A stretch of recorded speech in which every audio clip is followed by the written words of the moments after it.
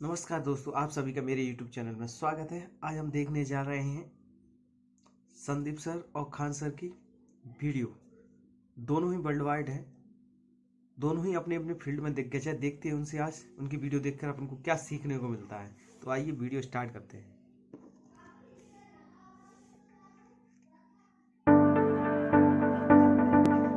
आप में से कितने लोग हैं जो बहुत एक्साइटेड हैं आज के सेशन को लेकर के?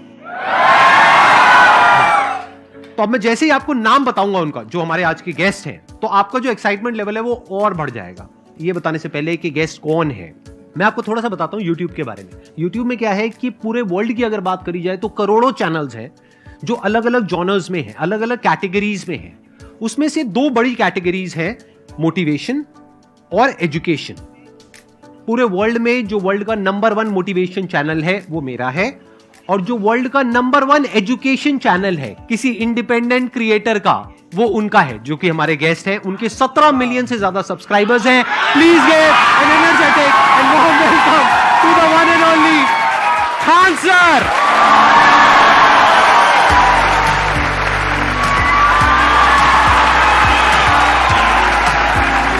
क्या हाल चाल जी, कैसे हैं आप?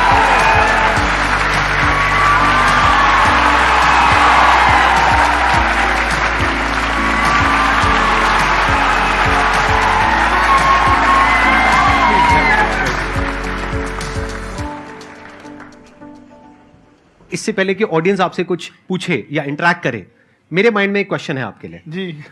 जो बच्चे हैं वो आपके इतने दीवाने क्यों हैं, इतने पागल क्यों हैं आपके पीछे? मतलब मेरे कमेंट सेक्शन में भरा पड़ा था, खान सर कब आएंगे, खान सर कब आएंगे। मतलब ऐसा क्या जादू कर दिया आपने बच्चों के ऊपर? ये सवाल हम आपसे भी पूछते हैं, हमारे पे भी इतना कमेंट आया, इतना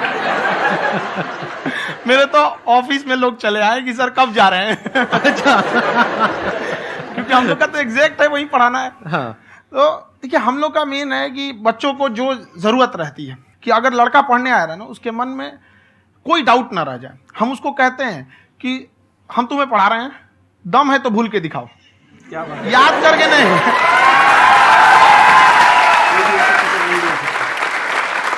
प्लस आप जिस प्राइस पॉइंट पे पढ़ा रहे हैं, आई थिंक वो सबसे कम है, वो बहुत ही कम है। सर, ये जो फीस का कल्चर है, ये हमारा इंडियन कल्चर नहीं है। हमारा इंडियन कल्चर गुरु दक्षिणा है, उस हिसाब से वो सही है। ऑक्सीजन जैसे जिंदगी के लिए जरूरी है, वैसे एजुकेशन जरूरी है। कोई ये नहीं कह सकता है कि पैसे की वजह से वो खान सर के यहाँ से लौट गया। क्या बात है।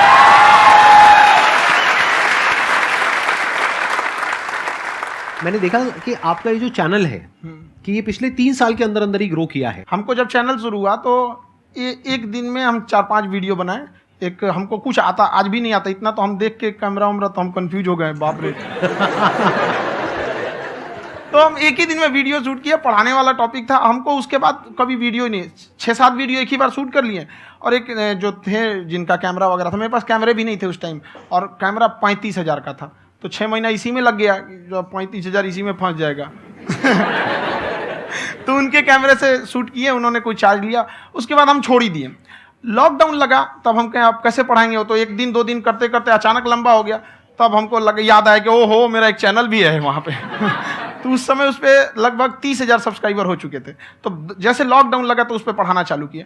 और पता नहीं क्या लोगों को पढ़ाई में इतना इंटरेस्ट आ गया कि आपका स्टाइल ऐसा है थोड़ा सा, आप आई थिंक पढ़ाई के साथ साथ में जो बीच बीच में आप थोड़ा बहुत छोड़ते रहते हैं ना, मतलब जो एंटरटेनमेंट चलता रहता है। ये बात हम देखिए, जब हम गुलाम थे ना, तो अंग्रेजों ने एक चाल चला था कि भारत को हम फिजिकली गुलाम रखेंगे 100-200 साल, मेंटली 1000 साल कर देंगे। उन्होंने पढ़ाई का मॉडल चेंज कर दिया।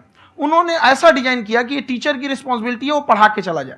टीचर की रिस्पॉन्सिबिलिटी यहाँ खत्म नहीं हो जाती। पढ़ाना तो कोई भी पढ़ा सकता है, टीचर की इससे बड़ी रिस्पॉन्सिबिलिटी होती है उसे समझाना। वो समझा कि नहीं समझा।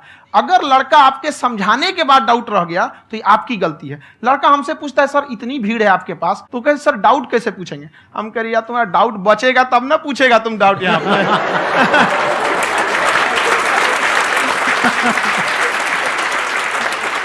कॉन्फिडेंस नेक्स्ट लेवल है खान सर का, मानना पड़ेगा। और शायद यही वजह है इनकी जो ग्रोथ है उसका। किसी ने शायद सपने में भी नहीं सोचा होगा कि पिछले 2 साल के अंदर अंदर जो आपके चैनल की ग्रोथ हुई है, जैसे आप खुद ही बता रहे हैं कि लॉकडाउन के टाइम पे आपके 30,000 के करीब सब्सक्राइबर्स थे, आज की डेट में 17 मिलियन है।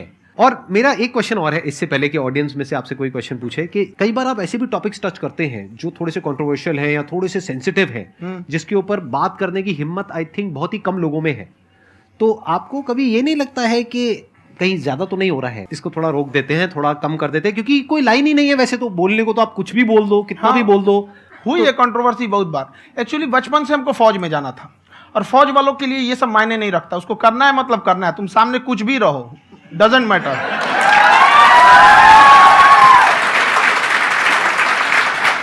और मैंने YouTube पे देखा कुछ वीडियोस में कि आपका जो इंस्टीट्यूट है वहां पर आज से कुछ साल पहले कुछ बम गिरे थे। हाँ, कुछ गिरे थे, कुछ तो बहुत सॉलिड जगह गिरा था, फटा नहीं वो। मतलब आपके आसपास? हाँ, बम को भी पता है कि टीचर की इज्जत किया जाता है। क्या बात है, क्या बात है।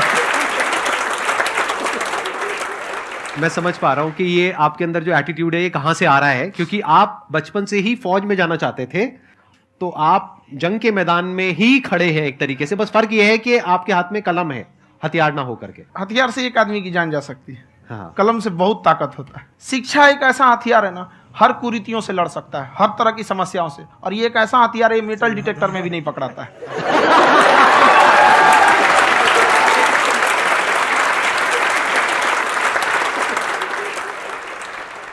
मेरा क्वेश्चन ये है कि अभी प्राइवेट ऑर्गेनाइजेशंस में पीटने का, पनिशमेंट का ये सिस्टम जो है खत्म हो गया है। हम आपके वीडियो में देखे हैं सर कि आप एक बड़ा सा रोल रखे रहते हैं, पुलिस वाला लाठी है वो, पुलिस वाला लाठी है, और स्टेज पे बुला के बच्चों को उसी से धुनाई शुरू कर देते हैं मस्त एकदम से, है ना। तो सर मतलब कि बच्चे मतलब कि डरते नहीं हैं आपसे, और इस तरीके से कैसे कनेक्टेड हैं आपसे, है ना। और एक और क्वेश्चन सर, यूपीएससी का जो आप अपना बैच स्टार्ट करने वाले हैं, ठीक है, उसके बारे में बताइए सर, क्योंकि मुझे मतलब उस इशू करना है सर, ठीक है। और संदीप सर को देख लिए, मेरा तो वैसे ही हो जाना है।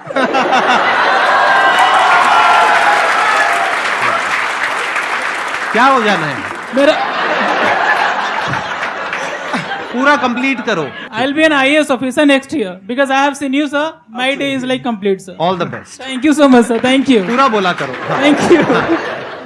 देखिए, लड़कों को जहां तक पीटने की बात है, जब पढ़ाने की बात आएगी तो उसको हम पूरे बेहतरीन ढंग से पढ़ाएंगे, लेकिन जब सजा देने की बात आएगी ना, तो वो भी बेहतरीन ढंग से होगा। ऐसा थोड़ी होगा कि बस एक ही चीज बेहतरीन ढंग से होगा।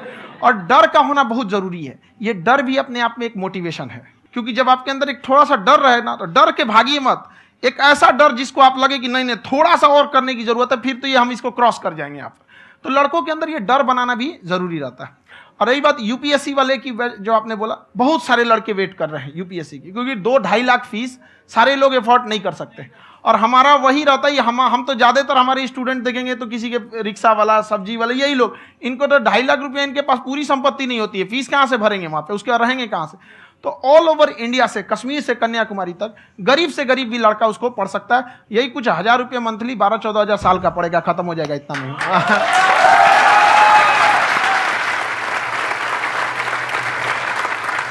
ये जो डंडे वाली बात इन्होंने कही, ये सच है? मतलब आप सच में एक डंडा रखते हो? पुलिस का ही है वो।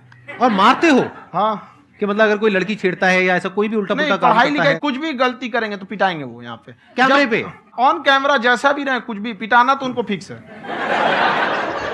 एक तो कोई मतलब विधायक जी थे, उनके लड़का को पीट दिए, तो चला दल बल लेके अपना वहां पे। उसने घर पे नहीं बताया था कि सर ने पीटा है, बस बोल दिया कोचिंग में पीटा है। बाद में पता चला हम पीटे हैं, तो उसके पिताजी मेरे सामने और पीटे।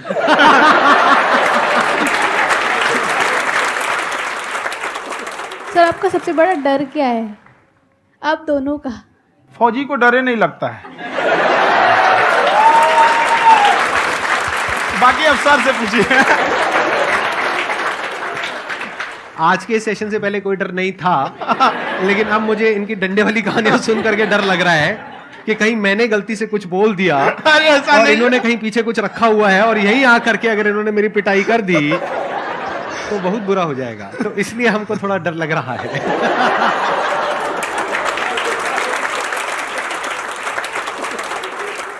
आपकी डेली कितने घंटे क्लासेस होती हैं?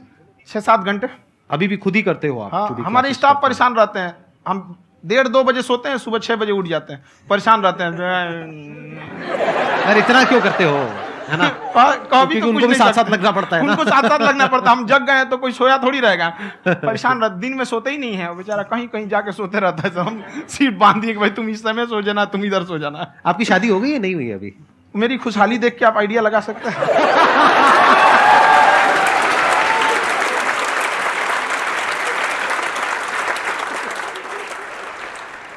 First of all I would like to say sir thank you so much to you and to your team कि आपने मुझे यहाँ आने का मौका दिया।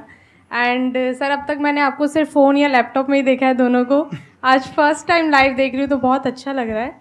तो मेरा क्वेश्चन ये है सर आपसे, जब हम लाइफ में कोई डिसीज़न लेते हैं कि हमें ये पर्टिकुलर चीज़ करनी है, और क्योंकि हम डिसीज़न लेते हैं तो हमारी आदत है कि पहले हम 4 लोगों से पूछते हैं कि तू बता तेरी क्या राय है, तू बता तेरी क्या राय है।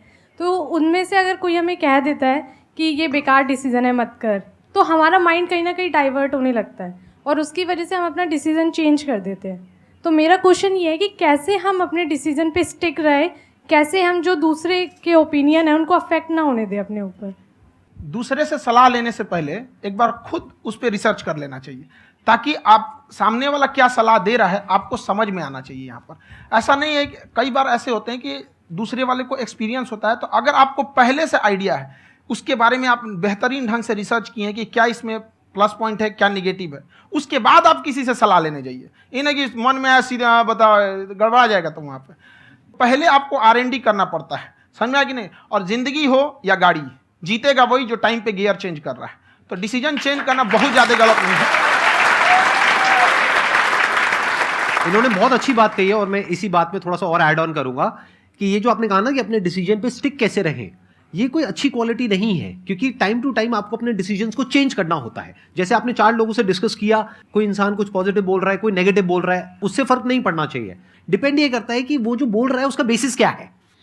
क्या वो किसी नॉलेज या एक्सपीरियंस के बेस पे बोल रहा है या ऐसे ही कुछ भी बोल रहा है? ऐसे ही बोल रहा है तो फिर उसकी बात पे ध्यान क्यों दे रहे हो? अगर किसी नॉलेज या एक्सपीरियंस के बेस पे बोल रहा है, फिर चाहे वो पॉजिटिव बोल रहा है चाहे नेगेटिव बोल रहा है, दोनों ही मायने रखता है। उसके बाद में रिसर्च करनी है और फिर रिसर्च करने के बाद में फाइनल डिसीजन अपना खुद का होना चाहिए। अब वो डिसीजन उससे अलग भी हो सकता है जो आपने पहले लिया था, और वो सेम भी हो सकता है। सर मेरा क्वेश्चन दोनों से है आपसे, how to deal procrastination and laziness. हमारा ब्रेन है ना, ये बहुत आलसी टाइप का है, इसको आराम खोजना पसंद है। अब थोड़ा सा भी आप इसको आराम की ओर लेके चले गए ना तो फिर उधर ही रहेगा। आप सोचेंगे 10 मिनट आराम कर लेते हैं ना, तो 10 मिनट 2 घंटा बना देगा। उसको टॉर्चर कीजिए, चल 10 मिनट बाद में। उसको आप उस पर हावी में, वो कह रहा है कि हमको आराम चाहिए, आपको हाँ आराम मिलेगा, पहले काम फिर मिलेगा आराम। तो आप उसके हिसाब से मत चले। आपका मन कर रहा है थोड़ा सा देख लेते हैं, कोई नोटिफिकेशन आया, आप कोई काम कर रहे हैं, क्यों पहले काम कर लीजिए, बाद में देखिएगा ना नोटिफिकेशन। आप हावी मत होने दीजिए यहाँ पे। अगर आप 5 मिनट भी थोड़ा सा लूज पड़े ना, थोड़ा सा कमर सीधा कर लेते हैं, 2 घंटा बर्बाद कर दिया आपको। हावी मत होने दीजिएगा उसको अपने ऊपर। प्रोक्रेस्टिनेशन को तोड़ने का एक ही तरीका है, सबसे छोटे लेवल पे ले जा करके उस गोल को तोड़ दो। यानी वो गोल बहुत बड़ा है, उसको ब्रेक डाउन करो, उसके सबसे पहले स्टेप पे आ जाओ कि उसको अचीव करने का सबसे पहला स्टेप क्या है। जैसे गाड़ी चलाना सीखना है, उसका सबसे पहला स्टेप क्या है? अगर घर में कोई नहीं है सिखाने वाला या सिखाने वाली, तो बाहर जा करके जो गाड़ी का ड्राइविंग स्कूल है उधर जा करके पैसे दे दो। अब फंस गए ना तो फंसा दो अपने आप को। दिमाग ये लगाओ कि अपने आप को कैसे फंसाया जाए। जब हम फंस जाते हैं ना तो फिर हमको वो काम करना ही पड़ता है। Then there is no looking back. जब तक आप सोच रहे हो तब तक सोच रहे हो, उसको बोलते हैं पैरालिसिस ऑफ एनालिसिस, कि आप सोचते चले जा रहे हो अपने माइंड में, मैं ये करूंगा वो करूंगा वो करूंगा वो करूंगा, और प्रोक्रेस्टिनेट हो रहा है, वो चीज टलती चली जा रही है। तो उसको छोटे से छोटे लेवल पे ब्रेक डाउन करके उसको कर दो, दैट इज नंबर 1। और जैसे ही करना शुरू करते हो, कोशिश करो कि उसको जब तक कि आप सही से नहीं कर लेते हो उसको छोड़ना नहीं है, तो आपकी लेजीनेस भी खत्म हो जाएगी। कई लोगों को तो हमने देखा जो सप्ताह में कुछ भी नहीं करता, वो भी संडे को आराम कर रहा है।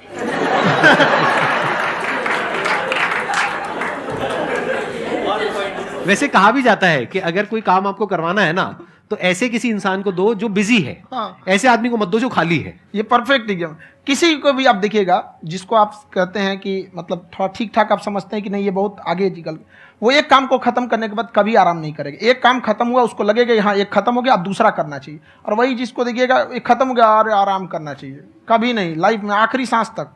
सर यहाँ पे सब हिंदी में पूछते हैं, इंग्लिश में पूछते हैं, मैं भोजपुरी में पूछूं? जौन भाषा ठीक लगे तोने में पूछ दो। हाँ सर।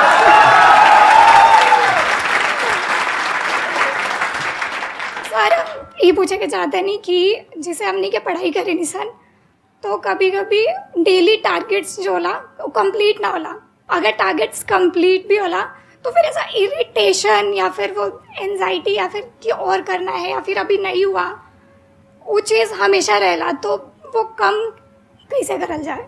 देखिए, टारगेट्स को ना हम लोग को एक अपने हिसाब से पहले फिट करना चाहिए।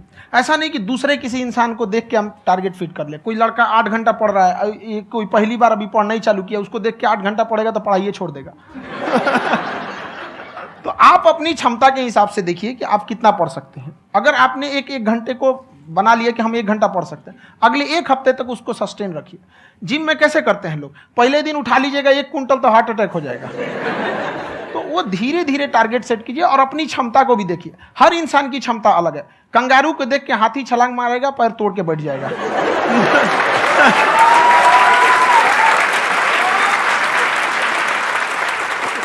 अब संदीप सर का मोटिवेशन देख के इसका मतलब क्या कि ट्रेन के आगे खड़ा हो जाएंगे, ढकेल देंगे तुमको।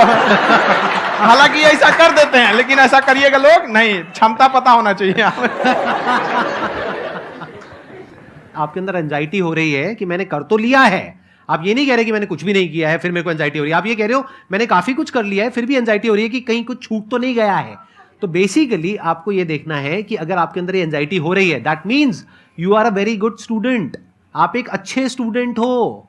क्यों? क्योंकि बहुत सारे स्टूडेंट्स तो ऐसे हैं उनको पढ़ने के नाम से एंजाइटी होती है। तो आपको एंजाइटी हो रही है कि मैंने पढ़ लिया, दिन में मानो 8 घंटे का आपने टारगेट सेट किया और 6 घंटे पढ़ लिया, या मान लो 8 घंटे भी पढ़ लिया, फिर भी एंजाइटी हो रही है कि मैंने 10 घंटे नहीं पढ़ा। तो ये तो अच्छी क्वालिटी है ना, ये तो एक ब्रिलियंट स्टूडेंट की क्वालिटी है। क्योंकि एंजाइटी उसी को होती है जो केयर करता है, जिसको परवाह है, उसी की तो एंजाइटी होती है। जैसे माँ को अपने बच्चे की, जैसे एक माँ को अपने बच्चे के, जैसे एक माँ को अपने बच्चे को लेकर के एंजाइटी होती है। हंस लो मजाक उड़ा लो मेरा। कोई बात नहीं, एडिट कर देंगे इसको हम। हाँ।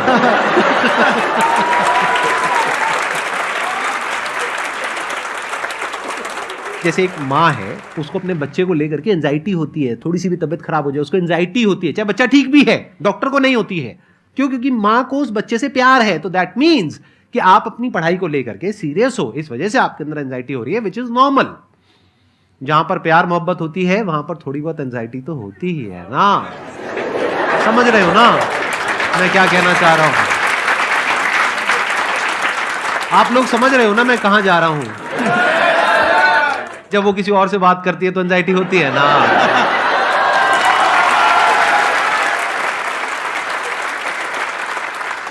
सर, आपकी स्टोरी हमने सुनी थी, तो एक टाइम आया था जब आप गंगा किनारे जाके बैठ गए थे।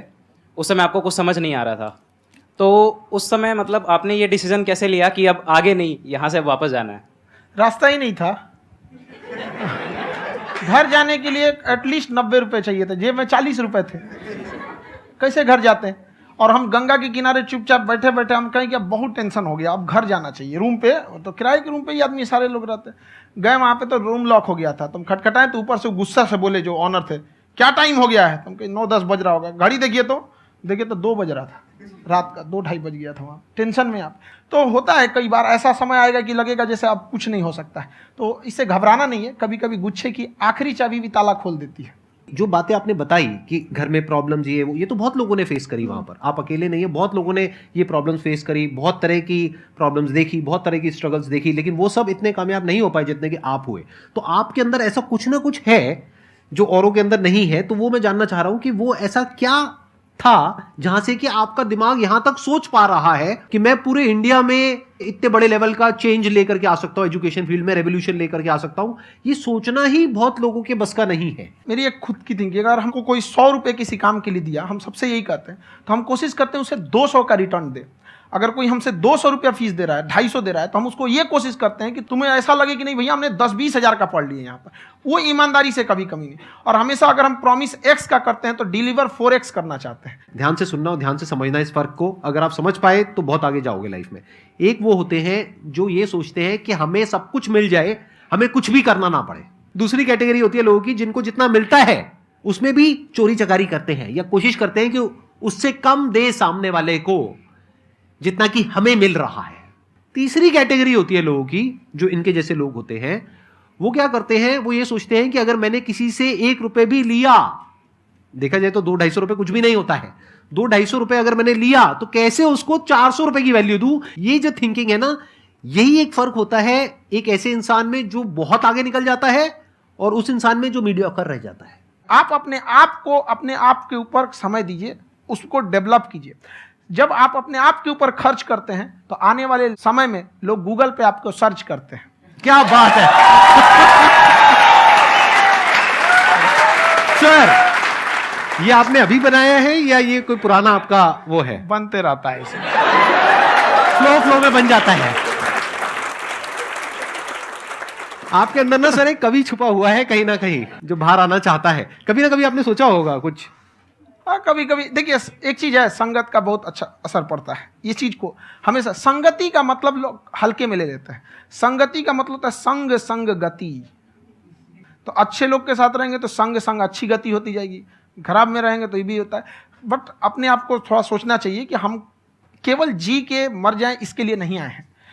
लोग कहते हैं कि सर नाम क्यों नहीं बताते अपना। हमारी एक ही सोच है कि जाने के बाद इस दुनिया से हमको मतलब एक चीज देना चाहते हैं स्टूडेंट्स को, कि वो याद करें कि इस पैसे की भाग दौड़ की दुनिया में हर कोई दोनों हाथ से लूटने में लगा है, खाली हाथ जाने के लिए ये सबको लगा है। तो हर कोई को ये सोचना चाहिए कि था कोई इंसान जो इतने कम फीस में इतनी शिक्षा जो महंगी थी, जो कमाने का रास्ता था, उसको भी एकदम कंपटीशन इतना कर दिया कि अब लोगों को अपनी फीस बढ़ाने में डर लगता है कि अरे यार, लड़का कमेंट करता है कि खान सर इतना ले रहे हैं, आप बहुत बड़ा टीचर हो गए।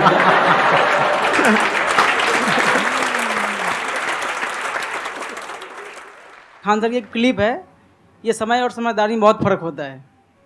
अगर समय रहते समझदारी आ गई तो इंसान कामयाब हो गया, लेकिन अगर समय चला गया फिर समझदारी आई फिर तो बेकार है। तो सर मतलब कुछ आपको ऐसी चीज़ लाना चाहिए जो मतलब बच्चों जो तैयार हो रहे हैं उनको ये चीज़ें मतलब एंड टाइम पे दिखे। समझ रहे हैं आप मेरी बात? नहीं समझ?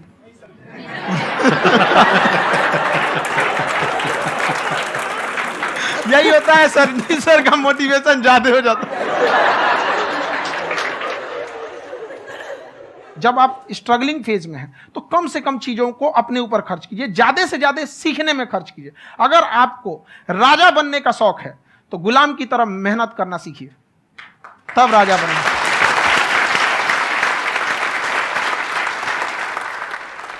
ये दुख, ये दर्द, ये सब तेरे अंदर है।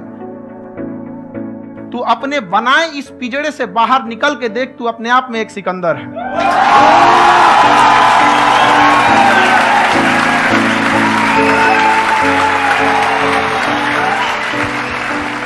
Thank you so much sir for coming. बहुत मजा आया मेरे को आपके साथ में इंटरेक्ट करके। आई एम श्योर आप लोगों को भी बहुत मजा आया होगा।